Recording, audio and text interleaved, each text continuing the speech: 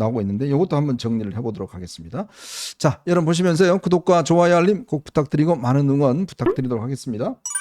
자, 지금 이 시간 현재 서울 고검에 마련된 특검 사무실에 윤석열 전 대통령이 오전 10시에 출두를 했습니다. 근데 출두를 할 때 원래 공개적으로 하게 될 경우에 안 한다 어쩐다 했는데 결국은 지하 주차장을 이용 못하고 그냥 걸어서 출두를 했어요. 저렇게 공개적으로 출두를 했습니다. 자, 근데 오전 조사는 조사에 응했다고 그래요.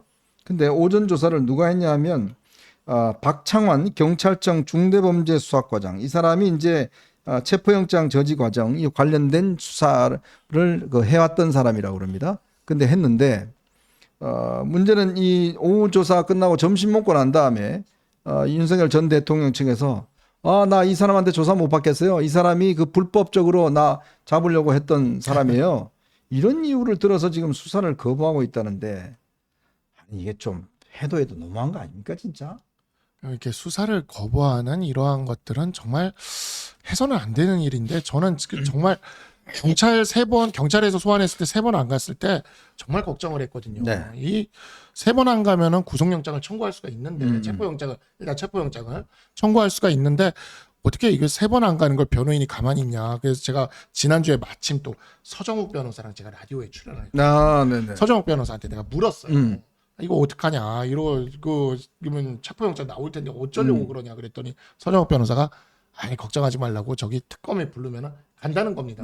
그래서 그럼 특검이 가면 그거는 다행이네요. 내가 그러면서 저기 친하시고 아직도 만나시면은 그 소환 3번 그런 거 거부하지 말고 적어도 절차는 그렇게 협조를 해줘라. 안 그러면 잘못하면 재구속된다. 내가 그렇게 얘기를 했더니 걱정하지 말라고 그랬는데 지금 이러면 바로 그냥 여기서 바로 구속영장 칠 수도 있습니다. 네, 바로 칠 수도 있어요, 진짜. 그러니까 이거는 주변의 변호인단들이 말려야 됩니다. 이런 것들 조사 거부라던가 이런 것들은 말려야 돼요. 근데 아침에 보니까 변호인단에서 냈더라고요, 입장을. 네. 근데 그 입장 내용이 보니까 또 특검이랑 절차적인 문제를 가지고 싸우자예요.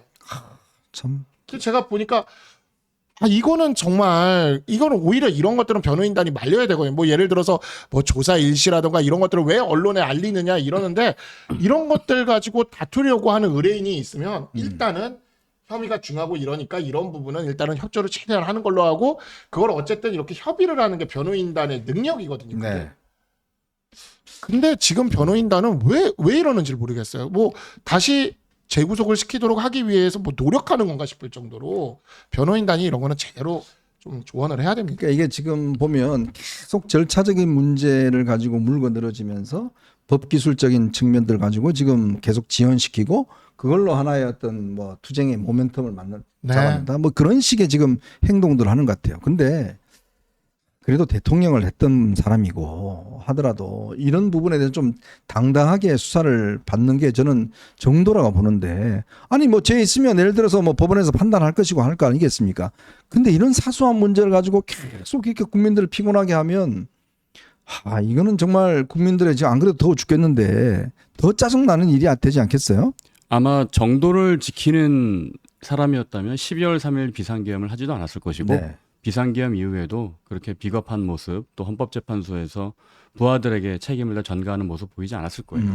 윤석열 전 대통령은 기본적으로 내란 특검에 임하는 자세가 정치투쟁입니다. 그러니까 법리투쟁을 하게 되면 방금 박상수 변호사님 말씀이 100번 맞아요. 그렇게 해야 이게 법리적으로 자에게 유리한 방향으로 끌고 가고 낙인도 안 찍히고 할 텐데 근데 윤 전 대통령 측은 이건 정치투쟁으로 몰고 가서 자기 지지자들을 결집하라는 용도예요. 네. 그리고 아까 이제 박창환 총경이 자기를 불법으로 체포하려 했던 사람이다라고 했는데 이거 거짓말이거든요. 왜냐하면 1월 3일에 한남동 관저로 출동했던 사람은 이 사람이 아니에요. 그럼 박창환 총경은 누구냐? 제가 이제 조사를 해보니까 1월 15일에 그 한남동으로 갔는데 이때 간 이유는 김성훈 경호처 차장 체포를 하러 간 거예요. 그러니까 교묘하게 사실관계를 좀 뒤섞은 거죠. 네. 그렇게 봤을 때 이미 이거는 짜고 온 거다. 이미 시나리오를 짜고 온 거고 우리 시청자 여러분 다 아시겠지만은 기본적으로 윤석열 전 대통령이 그 처음에 체포영장 떨어졌을 때 입장을 뭐라고 밝혔어요. 특검에서 조사하면 내가 하겠다. 나가겠다. 그렇죠. 그래서 법원에서도 그래서 영장을 기각한 거란 말이에요. 네네. 나온다고 하니까 그랬는데 또 트집 잡아가지고 뭐 지하실로 안 하면 나는 못 가겠다. 트집 잡아서 안 한다고 하다가 네. 또 시간을 뭐 10시로 하냐 9시로 하냐 누가 또 하다가 음. 계속 이렇게 지연전술을 쓰면서 결과적으로 나중에는 아마 본인이 좀 강제로 잡혀가는 모습이라든가 그런 걸 어느 순간에 저는 분명 연출을 할 것이라고 네. 봐요. 그걸 통해서 지지자들에게 나는 핍박받는 사람이다. 나는 정치적으로 복수를 당하고 있다. 그런 서사를 써나가기 위한 빌드업이라고 생각합니다. 하여튼 법 기술은 정말 타의 추종을 불허하는 것 같습니다. 네. 자, 그런데 지금 특검에서 보면 이번에 수사를 하는 게 중요하게 이제 내란죄 말고 외환죄라는 거 아니겠습니까?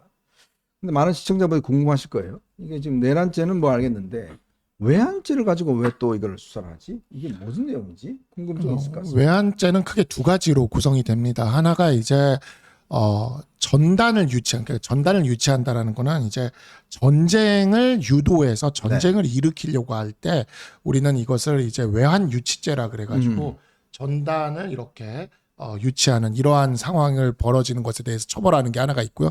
또 하나는 이제 적을 이롭게 하는 네. 죄입니다. 이거를 이제 우리가 이적죄, 일반 이적죄 또는 여적죄 해가지고 이제 적을 이롭게 하는 죄가 이제 또 하나가 있습니다. 네. 근데 지금 윤석열 전 대통령에게 씌워지는 혐의는 적을 이롭게 한 건 없어요. 뭐 윤석열 전 대통령이 김정은 정부를 이롭게 한 거는 뭐 딱히 있을 건 없죠. 그러다 보니까 그쪽은 아닌데 이제 전쟁을 유도한 게 아니냐. 그러니까 지난해에 이제 그 위에 북한 정부에서 이제 나왔던 것이 그 우리나라에서 드론을 보냈다. 네, 뭐 해가지고 비난 그때 보냈다는 굉장히 거죠? 저기를 했지 않았습니까?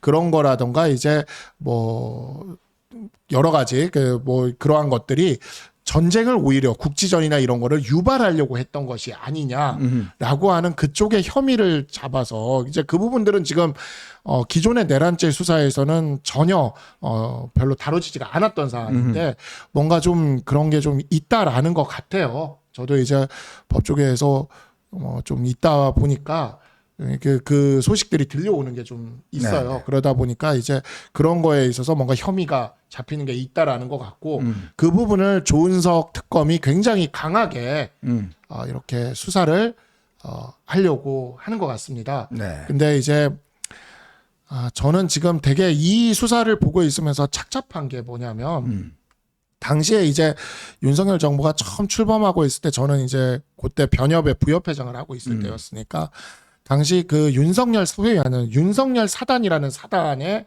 그 검사들과 이제 변협도 아무래도 당시에 이제 검찰과는 관계가 있지 않습니까? 네. 그러니까 교류가 아예 없는 게 아니에요. 근데 지금 특검보로 들어가 있거나 하는 분들 중에는요, 소위 말하는 윤석열 사단의 검사도 있어요.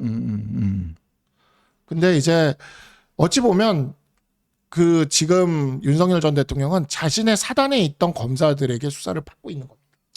아이고, 참 기가 막히죠. 네, 네. 외환죄 같은 경우는 방금 뭐 박 변호사님 잘 설명해 주셨지만 이건 상당히 중대 범죄예요. 그래서 실제로 실행을 하지 않고 뭐 사전에 계획을 세웠거나 모의만 했더라도 이거는 처벌이 되는 겁니다. 근데 요게 이제 문제가 되는 부분이 이런 거죠. 노상원이라고 있었죠. 노상원 수첩. 네, 노상원 수첩에 보면은 NLL에서 북한 공격을 유도한다. 네. 뭐 오물풍선, 뭐 그런 기록들이 나와요. 네. 그럼 그게 결국은 이 외환죄 혐의를 입증하는 주요 증거 중에 하나인데 실제로 작년 10월에 그 남한 우리 대한민국에서 간 무인기가 평양에 침투해서 대북 전단을 뿌렸다. 뭐 그런 사실을 북한이 공개한 적이 있거든요. 맞아요. 그래서 그 부분도 요 외환죄와 또 연관이 돼 있고 그리고 곽종근 전 육군 특수전 사령관이 지난 1월 달에 국회에 나와서 제가 한 말을 좀 다시 좀 되짚어 봤는데 그때 뭐라 그랬냐면 이 곽종근의 얘기입니다. 김용현 전 국방부 장관이 북한의 오물풍선을 원점을 타격하겠다. 그런 이야기를 했다는 거예요. 김용현이. 그러니까 이 노상원 수첩에 나온 내용이 어느 정도 신빙성이 있는 거죠. 네. 그래서 이 외란죄까지 만약에 혐의가 입증된다고 하면 이건 정말 뭐 그냥 비상계엄으로 내란뿐만 아니라 뭐 국난에 가까운 일입니다. 그렇게 되면. 근데 제가 제일 궁금한 사실은 그겁니다. 이번에 지금 여러 가지 증언을 통해서 당시에 윤석열 전 대통령이 이재명 당시 민주당 대표, 우원식 국회의장, 그리고 한동훈 당시 국민의힘 대표를 체포하라는 지시를 했잖아요. 네.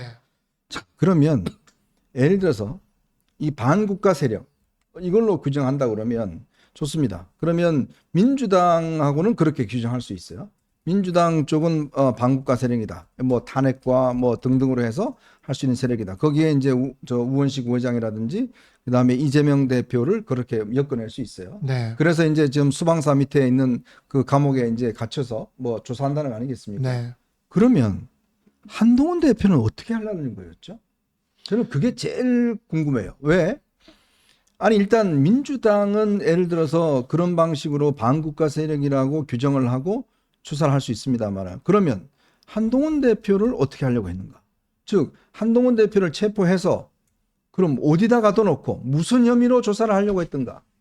이거는 군법적으로 보면 아무런 혐의가 없는 거거든요. 자 그러면 제가 가진 의문은 특검이 좀 해결해 줘야 될 의문은 뭐냐면 그러면 한동훈 전 대표를 과연 그러면 무슨 목적으로 체포하려고 했고 어떻게 하려고 했는지 저는 그 진실이 좀 이번에 한번 밝혀줬으면 좋겠어요. 뭐 당시에 이제 언론 보도들을 통해서 뭐 인민군복이니 뭐니 하는 이러한 기사들이 나오지 않았습니까?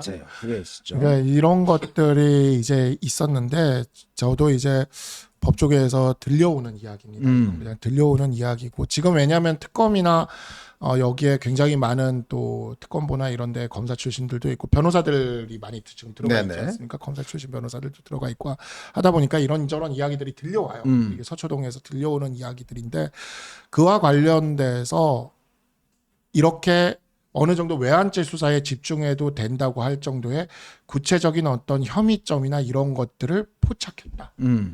라는 말이 들리고 있습니다. 그래서 사실 이 수사 결과에 따라서 우리 국민들이 도저히 특히 우리 보수 진영의 국민들이 도저히 받아들이기 힘든 수준의 어떠한 사실을 우리가 목도해야 될 수도 있다. 그렇게 좀 말씀을 드리고 저는 진짜 내란도 내란이에요. 왜냐면 이제 내란이라는 거는 그래도 우리나라에서 한 몇 번 적용이 됐어요. 예를 들어서 이제 5.18 12.12 관련돼서 전두환 노태우 그렇게 됐죠. 예, 그 다음에 이석기 전 의원에 대해서도 적용이 된 적이 있죠. 네네. 내란 선동이. 근데 이제 외환해제는 우리가 저도 이제 법조인이지만 이게 공부를 할 때 외환해제는 진짜 그냥 이 외환죄가 되게 그 살벌한 죄가 하나 있어요. 네. 법정형이 사형인 죄가 하나 있어요. 네, 사형인지가 있죠. 예. 그래서 그게 그 사법시험 같은 거를 볼 때 예전에 1차 문제로 가끔 문제로 나왔습니다. 그게 왜 그러냐면 그게 법정형이 사형인죄가 없거든요. 그건 네. 하나 딱 있거든요. 네. 그러니까 그게 뭔지를 물어보는 게 객관식 문제로 형법 문제로 나왔어요. 그게 이제 여적죄라는 죄가 하나 여적죄라는 게 있습니다. 있습니다. 그거는 여적죄는 범하면 그게 인정이 되면 그냥 법정형이 사형이라 무조건 죽는 죄예요. 그러니까 그런 진짜 외환죄가 사실 어쩌면 그런 점에서 내란죄보다 가장 우리나라에서 제일 중요한 죄입니다. 이게 왜 뭐 연쇄살인이나 이런 것도 법정형이 사형이진 않아. 법정형이 사형이라는 거는 그 죄를 범하면 그냥 사형인 겁니다. 그러니까 무조건 죽는 죄인 거죠. 그러니까 그런 게 외환죄인데 이 외환죄가 적용되는 사례를 보게 될 줄은 사실 몰랐습니다. 그때요. 이게 지금 제가 드린 말씀이 뭐냐면 이게 이제 수사를 만약에 할 때, 그러니까 이제 윤 전 대통령이 어떤 논리를 가지고 이제 이걸 방어를 할 때, 좋아요. 그러면 반국가 세력이었다. 민주당과 그들 세력은 했는데 여기서 바로 논리적 허점이 있는 거예요. 그러면 한동훈 대표도 반국가 세력이냐? 여당도 반국가 세력이냐? 근데 왜 체포하려고 했어? 자, 이 부분에 대한 이제 이 논리적인 어떤 방어, 이게 아마 윤 전 대통령이 하기 어려울 거예요. 그 논리로 방어가 불가능하죠. 아마 윤 전 대통령의 이 생각은 이걸 겁니다. 그 처음에 한동훈 대표에 대한 체포 요 이야기는 제가 좀 소상하게 좀 들었었는데 그때 뭐라고 이렇게 설명을 했었냐면 언론에도 뭐 일부 보도가 되긴 했지만 네. 그 처음에 비상계엄 소식을 듣고 한동훈 전 대표가 이제 여의도 당사로 복귀하는 그렇죠. 도중이었어요. 그 도중에 차 안에서 이제 전화가 걸려옵니다. 음. 전화가 걸려오는데 이분이 이 여권 내에 좀 명망 있는 인사예요. 네. 이분이 뭐 이름을 밝힐 수는 없지만 그분이 지금 위험하다. 가지 마라. 죽을 수도 있다. 어. 그러니까 안전한 곳으로 피신을 하고 가족들도 모두 피신을 해야 된다. 그런 얘기를 들었어요. 근데 그 당시만 하더라도 한 대표는 뭐 경황이 없으니까 그래서 어쨌든 비상경을 막아야겠다는 생각 그 일념하에 간 거였죠. 간 거였는데 근데 그 이후에 또 들려나온 얘기 중에 또 하나 이거는 뭐 이 메신저가 신뢰가 안 가서 어디까지 진실일지 모르지만은 네. 김어준이 며칠 후에 한동훈 사살 계획이 있었다라고 네, 또 맞아요. 폭로를 했거든요. 김어준 말에 따르면 한동훈도 사살하고 뭐 자기도 뭐 잡혀가서 죽고 뭐 그런 내용이 있었어요. 그러면 이게 어디까지 진실인지는 모르겠지만은 어쨌든 한동훈 전 대표를 야당 국회의원들과 함께 체포해서 뭐 가두든지 뭐 하려든지 하던 계획은 분명히 있었던 것 같고 그러면 방금 말씀하신 것처럼 이 반국가 세력을 어디까지 넣을 거냐 이걸 논리적으로 어떻게 설명할 거냐인데 아마 이런 인식이 아니었을까 싶어요. 짐은 곧 국가다. 짐은 곧 국가이기 때문에 나에게 반하는 게 국가에 반하는 거다. 그런 인식 속에서 이런 일이 나오지 않았을까 그냥 유추만 해봅니다. 자, 하여튼 이게 외환죄 부분은 사실은 이게 뭐 저도 들리는 소문과 이 관측들이 있습니다. 당시에 이제 무인기를 보냈던 거, 비라를 뿌리게 했던 거, 북한이 갑작스럽게 이저 유전선 부근에서 방벽을 쌓았던 거. 그게 왜 쌓았는가라는 거, 뭐 그다음에 이제 노상원 수첩에 있었던 뭐 백령도 부분이라든지 네. 등등, 뭐 이런 것들이 이제 그 당시 또 미군에서 김용현 국방부 장관이 갑작스럽게 이 부대를 시찰을 꽤 많이 했다고 그래요. 그걸 굉장히 미군 쪽에서 의심을 했다라고 합니다. 왜 갑작스럽게 국방부 장관이 움직이지?라고 해서 몇 차례 확인 요청을 했다라는 이야기가 있어요. 우리 군에다가. 왜 지금 국방부 장관이 부대를 이렇게 갑작스럽게 방문을 많이 하느냐. 이런 게 있었고. 이게 사실은 지금 요번 1차 특검의 이 수사에서는 제대로 안 됐는데 이게 이제 지금 특검에서는 얼마나 이제 수사가 될지 아마 이런 부분들 우리가 좀 지켜봐야 되겠는데 참 국민들 아마 답답하실 것 같습니다. 참 전직 대통령이 이렇게 트집을 잡아서 조사를 9시에 나간다, 10시에 나간다, 그 다음에 뭐 차고 밑으로 간다, 안 간다, 그랬다가 또 오전에 조사받고 또 오후에 또 안 조사받는다. 참 이게 뭐 계속 하여튼 건수가 있으면 그냥 사사건건 저렇게 트집을 잡고 있으니 참 보는 국민들이 짜증스럽고 또 이걸 보면서요. 뭘 느끼냐면 사람들이 또 이걸 국민의힘과 연결시켜버려요. 그렇죠. 보수와 연결시켜버려요. 네. 그러니까 이게 지금 대선 패배도 지금 부족해서 그나마 저는 지금 와서 보면 정말 박근혜 전 대통령은 엄청난 희생을 한 것 같아요. 그렇죠. 억울한 게 있어도. 억울한 게 엄청나게 많지 않겠습니까? 그렇지만 진영의 어떤 보존과 진영의 어떤 피해를 안 주기 위해서 다 본인이 떠안고 결국은 가신 거 아니겠습니까? 제가 그저께 이제 며칠 전에 그 지방의원 중에 한 명한테 아는 지방의원 중에 한 명한테 전화를 받았어요. 제가 요즘에 이제 방송에 나오면은 대표께서 전당대회에 출마를 하는 게 이러한 점에서 좀 우려가 있다라는 이야기들을 좀 많이 했거든요. 네. 근데 우리 당 지방의원인데 그분이 한동훈 대표의 전당대회 출마를 말리지 말아달래요. 지금 도저히 지금 상황이 너무 좋지 않아서 네네. 한동훈 대표가 대표를 해야 우리 지방선거가 그나마 조금이라도 해볼 수 있을 것 같다라면서 네. 그렇게 얘기를 하는 거예요. 그래서 제가 얘기를 하면서 전화를 끊어놓고도 마음이 좀 복잡해서 네. 그러다가 생각을 해보다 보니까 너무 좀 약간 화가 나는 게 제가 엊그제 한동훈 대표랑 대구를 갔다 오지 않았습니까? 네. 뮤지컬 뭐 갔다 네, 오셨죠? 뮤지컬 축제 거기를 네. 갔다 왔는데 거기에서 KTX 내리고 대구에서 내리고 서울역에서 내려서 에스컬레이터를 타고 내려가는데 그날따라 마침 부정선거 무슨 그 시위를 서울역에서 하고 있더라고요. 네네네. 그 서울역 에스컬레이터가 이렇게 둥글게 돼 있잖아요. 그렇죠, 그리고 그렇죠. 이렇게 내려가게 돼 있잖아요. 네네네. 그 둥근 데에다가 이렇게 둥글게 해가지고는 부정선거 뭐 진상규명 뭐 이재명 구속까지야 그렇게 치겠는데 윤어게인 태극기 뭐 이렇게 해서 윤어게인도 써 있었어요. 그리고 나서 뭐 부정선거 진상규명하라 뭐 윤어게인 막 이런 걸 외치는 거예요. 거기 네. 있는 그 사람들한테. 그 사람들은 자기들 의사를 그런 식으로 모여가지고 공개적으로 얼굴 내놓고 그렇게 외치고 있는데 내년에 지방선거가 걱정된다는 사람들은 윤석열 대통령에 대해서 단절하고 당을 쇄신하고 탄핵 반대 당론을 무효화하자라는 그 한마디를 못하고 있어요. 맞아. 바로 그 부분입니다. 그걸 못하면서 저 같은 사람한테 전화해가지고 한동훈 당대표 전당대회 출마를 말리지 말라는 그런 전화나 하고 있는 거예요. 얼마나 비겁해요. 왜 한 전 대표 뒤에 숨어서 그러는 거예요?